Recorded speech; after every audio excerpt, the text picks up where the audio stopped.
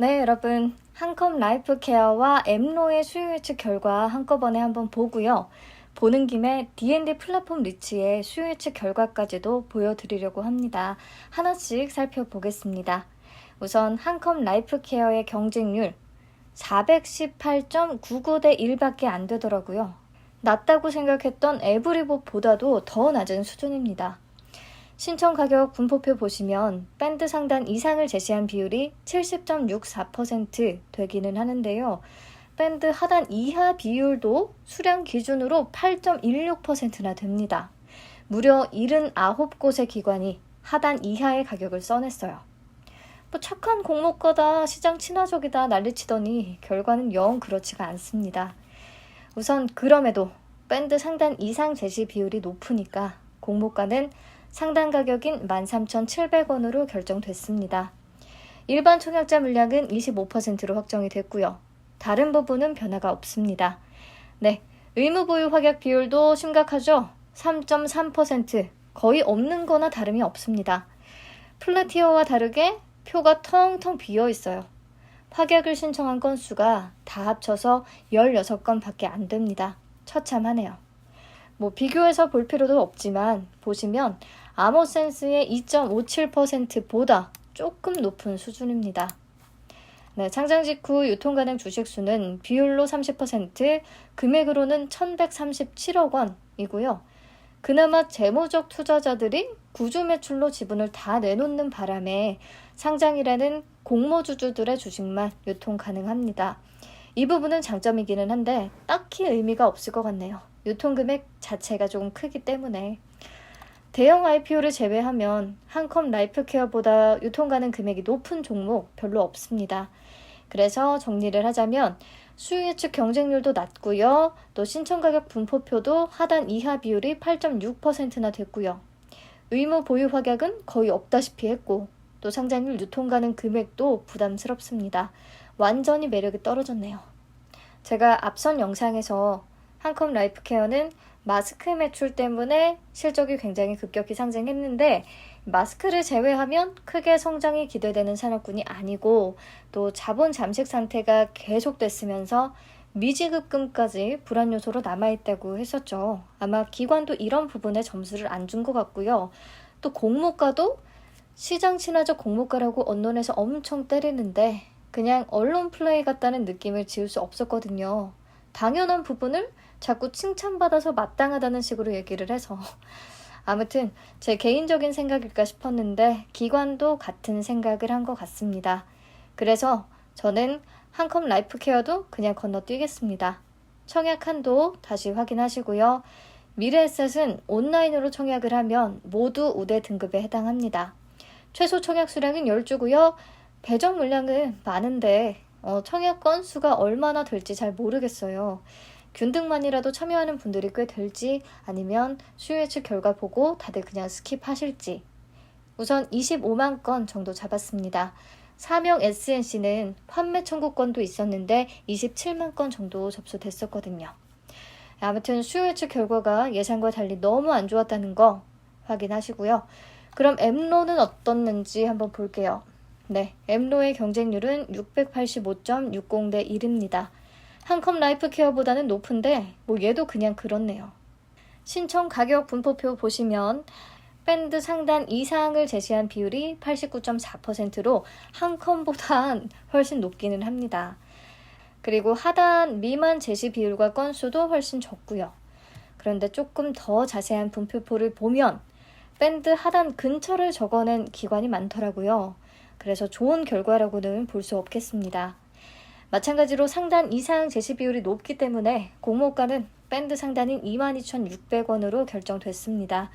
일반 청약자 물량은 25%로 배정이 됐고요. 네, 나머지 내용은 동일합니다.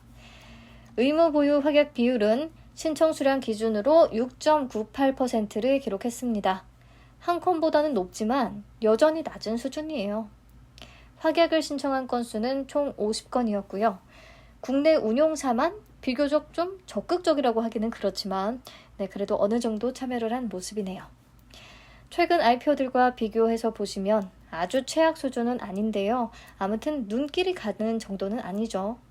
그리고 위험 요소가 하나 더 있습니다. 코넥스 이전 상장이기 때문에 기존 주주들의 물량이 37.14%나 된다는 거. 그리고 유통가능 금액도 693억 원이면 규모 대비해서 높은 편입니다. 기존 주주 비율이 높아서 그래요. 그래서 엠로도 내용 정리하면 수요 측 경쟁률 낮은 편이고요. 신청 가격 분포표도 하단 분포가 꽤 많아서 좋은 결과라고는 볼 수 없겠습니다. 의무보유 확약 비율은 6.98%, 이것도 낮은 편이고요. 상장일의 유통가능 금액과 물량도 높은 편입니다. 한컴 라이프케어보다는 조금씩 더 나은 수준이기는 하지만 수요 예측 결과는 종합적으로 별로입니다. 네, 엠로의 청약 한도도 다시 한번 확인하세요. 최소 청약 수량 10주 마찬가지고요. 배정 물량이 매우 적습니다. 그래서 균등 한 주를 받기가 어려울 것 같아요. 수수료 생각하면 균등만 청약 시에 남는 게 없다고 했었죠. 네, 그래서 플랫티어부터 엠로까지 결과를 쭉 보니까 기관 투자자들도 몰려있는 청약 일정 때문에 자금 배분이 필요했을 거라는 생각이 듭니다. 물론 기관들은 수요 예측 때 실제로 자금을 투입하지는 않아요. 하지만 어쨌든 배정을 받게 되면 납입을 해야 하니까요. 그래서 기관도 선택과 집중을 했어야 하겠죠. 기관의 픽도 플랫티어인 것 같네요. 그리고 오히려 한컴 라이프케어보다는 엠로가 낫다고 판단을 한 것 같습니다. 사실 사업 내용이나 실적, 재무구조, 엠로가 더 좋기는 하거든요. 기업 분석 내용은 기억 안 나시면 이전 영상 참고해서 봐주세요. 저 또한 언론 기사들에 혹해가지고 플랫티어와 한컴 라이프케어를 고민해야 하나 했는데 이런 결과라면 그냥 플랫티어만 청약하는 게 낫겠습니다. 문제는 플랫티어의 물량이 너무 적다는 건데요. 그래도 걱정 없이 그냥 플랫티어를 받는 게 나을 것 같아요. 한 주를 받더라도. 혹시 엠로를 해야 되나 말아야 되나 고민하는 분들, 코넥스 이전 상장 때문에 무섭다고 하는 분들 계신데요. 사실 에브리봇을 제외하면 2021년 코넥스 이전 상장 종목들의 시초가는 공모가를 하회한 적이 없습니다. 에브리봇의 형편없는 수요 예측 경쟁률과 의무보유 확약 비율, 그리고 높은 유통가능 금액, 이런 게 영향을 줬을 거예요, 아마. 그렇다면 엠로는 조금 나은가? 비교해서 보시면 에브리봇보다는 우위에 있기는 하지만 별반 다르지 않습니다. 그래서 엠로를 청약해봐도 좋겠다라고는 말씀을 못 드리겠네요. 네, 이전 상장 종목들의 주가 흐름은 표 참고해서 봐주시고요. 내일 딥노이드의 결과가 예상외로 엄청 좋지만 않다면 저는 그냥 플랫티어만 청약을 할 것 같습니다. 여러분들의 판단은 여러분들의 몫으로 남길게요. 자, 여기까지 본 김에 D&D 플랫폼 리츠의 수요 예측 결과도 볼 텐데요. 사실 저는 리츠에 투자해본 경험이 없습니다. 그리고 자세히 분석하고 공부할 시간이 모자랐어요. 그래서 간단히 아주 짧게 핵심 내용만 살펴보도록 할게요. 리츠는 리얼 에스테이트 인베스트먼트 트러스트의 약자고요. 부동산 투자를 전문으로 하는 뮤추얼 펀드를 말합니다. 소액 투자자들로부터 모은 자금으로 부동산이나 부동산 관련 지분에 투자를 하고요. 수익이 발생하면 그 수익을 투자자들에게 배당금 형태로 지급하는 부동산 투자 회사예요. 그렇다면 리츠에 투자할 때 중요한 체크 포인트는 뭘까? 네, 간단합니다. 투자 대상 부동산이 뭔지, 예상 배당 수익률은 어느 정도 되는지. 네, D&D 플랫폼은 보니까요. 오피스부터 물류센터까지 기초자산으로 보유하고 있더라고요. 오피스 부문에는 세미콜론 문내, 과거 영시티라고 하고요. 물류 부문에서는 베간파스토 1센터와 일본 오다와라 소재의 아마존 물류센터를 투자 대상 자산으로 갖고 있습니다. 상업용 부동산의 핵심인 오피스 물론이고요. 코로나19 이후에 언택트 바람이 불면서 물류 부문이 계속 성장을 하고 있잖아요. 또 신속 배송을 위한 물류센터의 중요성도 엄청 부각되고 있고요.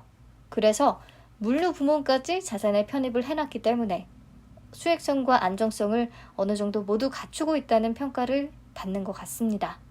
자, 이런 우량 자산에다가 임차인도 안정적이라고 할 수 있는데요. 임차인도 중요하죠. 공실이 발생하면 안 되니까. 보시면 세미콜론 문내는 삼성화재와 SK텔레콤 등등 국내 유력 기업들을 임차인으로 확보한 상황이고요. 또 배감 파스토 1센터는 이번 공모리츠의 스폰서인 SKD&D와 네이버가 함께 투자한 네이버 풀필먼트 얼라이언스에 속해 있는 파스토가 10년간 책임 임대차 계약을 맺은 상태라고 합니다. 안정적이면서 지속적인 임대 수익을 확보했다고 할 수 있는 거예요. 그리고 아마존 재팬의 물류센터도요. 아마존 재팬이 20년 장기 임차 중이고 또 미국 아마존 본사에서 직접 임대료 납부를 보증하고 있다고 하네요. 그러니까 기초자산이 되는 부동산들 중에서 갑자기 수익성에 문제가 생길 일은 거의 없다는 뜻입니다. 다행이고요. 예상 배당 수익률은 투자 설명서를 보면 6%대 정도를 제시했더라고요. 이 정도라고 생각하시면 될 것 같습니다. 자, D&D 플랫폼 린치의 강점으로 꼽히는 부분은 아까 SKD&D가 스폰서라고 했잖아요. 그래서 전략적인 파트너십을 적극적으로 살리겠다는 전략인데요. SKD&D가 국내 유일 종합 디벨로퍼인 만큼 SKD&D가 단독 개발한 자산에 대해서 D&D 플랫폼 리츠가 우선 편입할 수 있는 자격을 갖게 된다고 합니다. 그래서 공모 후에 추가로 편입을 계획하고 있는 자산에는 서울과 강남 지역의 프라임 오피스 확보할 예정이고요. 또 이천, 일산, 용인, 안성 이렇게 경기도 동남부랑 서북부 권역에 16만 평의 물류센터 편입도 진행을 한다는 계획입니다. 이렇게 우량 자산들을 계속 매입해서 2026년까지 시총 3조 원 규모의 리츠로 도약을 하겠다는 포부를 밝힌 상태네요. 네, 내용 이렇게만 우선 보고요. 수요예측 결과 보시면 경쟁률 244.81대 1을 기록했는데 이게 낮은 건지 높은 건지 감이 안 오잖아요.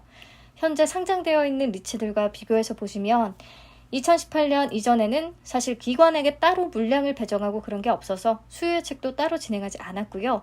2019년부터 진행을 한 것으로 파악됩니다. 보면 롯데리츠와 NH 프라임 리츠를 제외하면 최근에 경쟁률이 굉장히 낮았거든요. 이들과 비교해서 볼 때 이런 분위기에서 갑자기 D&D 플랫폼 리츠의 경쟁률이 의미 있게 높은 수준을 기록했다고 볼 수 있겠습니다. 가격 분포표는 큰 의미는 없는데요. 리츠는 보통 5,000원에서 결정이 되니까 아무튼 5,000원 아래를 제시한 건은 하나도 없었다는 거 확인하시고요. 의무 보유 확약 비율이 28.29%나 되더라고요. 앞에서 봤던 한컴 라이프케어와 엠로보다도 사실 훨씬 높죠. 근데 리츠와 비교해서 보면 아주 높은 편은 아니고요. 그냥 보통보다 조금 좋은 결과를 보여준 것 같아요. 나쁘지는 않네요. 그래서 공모 개요도 간단히만 말씀을 드릴게요. 일반 청약자에게 배정된 주식수는 1,750만 주고요. 청약이 8월 5일부터 9일까지 길게 진행을 합니다. 총 5개 증권사에서 청약이 가능한데 마찬가지로 중복 청약은 불가능한 것 같고요. 균등 배정에 대한 내용은 투자 설명서에서 찾을 수 없더라고요. 요거 혹시 증권사에 확인을 한번 해봐야 할 것 같고 아시는 분 계시면 알려주세요. 말씀드렸다시피 리츠는 제가 투자를 해본 경험이 없습니다. 상장된 종목들 차트를 돌려보니까 딱히 상장 후에 흐름이 좋은 것 같지는 않네요. 배당 매력이 가장 큰 것 같은데 그러려면 금리가 낮은 시기에 성과가 더 좋지 않을까 싶어요. 지금은 오히려 금리 인상 가능성이 제기되는 시기니까 리츠에 투자하는 것이 맞는가, 배당 매력이 과연 클 수 있는가에 대한 의문이 들기는 합니다. 네, 연말 다가오면 배당주 매력 커지니까요. 그때는 또 관심이 조금 생길 수도 있겠고요. 아무튼 장기 투자해도 괜찮고 배당 매력 느끼시는 분들은 관심 한번 가져보셔도 좋을 것 같아요. 근데 굳이 공모주로 투자를 해야 하나 라는 생각이 들기는 합니다. 네, 저는 이번 리츠의 결과를 보면서 하나의 사례로 삼고 공부를 좀 더 해봐야 할 것 같네요. 네, 긴 내용 들어주셔서 감사합니다. 수요예측 결과가 명쾌하게 답을 내려주기는 했는데 하필 플래티어가 물량이 너무 적어서 굉장히 찜찜하네요. 갈수록 쉽지가 않습니다. 아무튼 늦은 밤입니다. 얼른 주무세요. 감사합니다.